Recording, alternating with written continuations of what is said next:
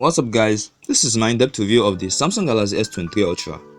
Samsung released its latest flagship phones, namely the Galaxy S23, the Galaxy S23 Plus and the S23 Ultra. But in this video, we're talking about the S23 Ultra. The S23 Ultra's design is quite confusing. It basically looks the same with last year's S22 Ultra, which was an amazing design.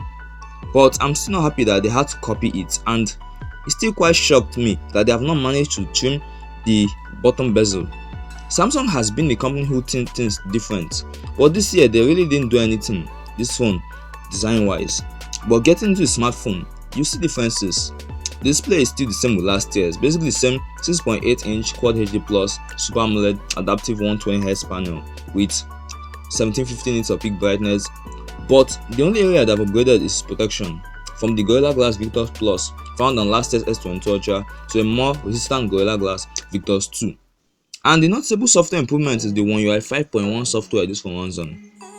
Though it's not really a jarring improvement from last year's One UI 5.0, the fact that this smartphone can go all the way to Android 17 with an additional 5 years of security update is fantastic. And really, the One UI 5.1 skin is less bloated. It has even more cohesiveness to the Android 13 this phone runs on, and mostly because of the time taken to fully integrate the software upon the incredible hardware this phone comes with, and it seems like this phone is just optimized as the Pixel 7s, if not more. And speaking of hardware, it's finally a part that I think Samsung put a major upgrade in. For starters, this phone ships in with the Snapdragon 8 Gen 2 chipset, which most 2023 flagships come with. It's an incredible chip with noticeably better performance than last year's, both by scores and actual using of the smartphones. And it's paired with the fastest storage called UFS 4.0 and RAM called LPDDR5X RAM. Also, this phone comes out of the box with 256 gigs of non-expandable storage and 12 gigs of RAM. Samsung figured that since there's a better 20MP camera and 3K video, the non-expandable 128 gig storage option can't be sufficient, and it can go up to a terabyte if you're interested.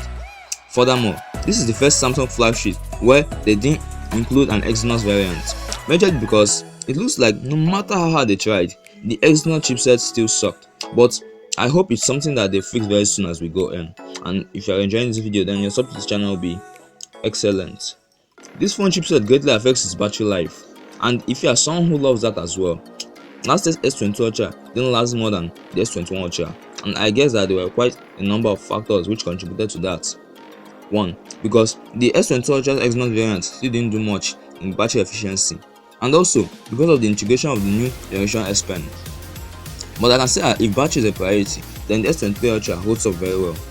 Because of the better optimization of the S Pen present on this new S23 Ultra, as well as a lot of extra improvements, means that this phone is going to add at least an extra hour of clean on time in comparison to its predecessor. And it's good, but it's still quite disappointing that the levels of charging are still the same.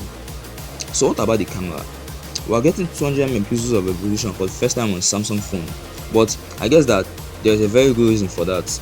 Albeit that incredible sensor, all of the rest remained the same, and the selfie camera's resolution even got demoted to 12 megapixels. I thought it was a disaster, but honestly, I've never seen a better improvement on Samsung's side. The main camera is very good, with the 200 megapixel sensor capturing in a lot of detail, with the chipset improving the areas that you can see, and you can also tell that in low light. The actual camera is still just as wide, and the zoom has also remained the same. So is that really all about the camera? No, because if you're someone who had considered 8K video a meaningless entity, well, think again. The video is now really good. It's less compromised, more detailed, and due to the huge sense of plowing the video capture. So that's all you need to know about the Galaxy S23 Ultra, the successor to the last year's S22 Ultra. On paper, you won't notice the key upgrades because it's very identical, but if you start using the phone properly, you see that it's really a deserved update. So if you enjoyed this video, then like and subscribe. I'm Hilary, so ready for the next one.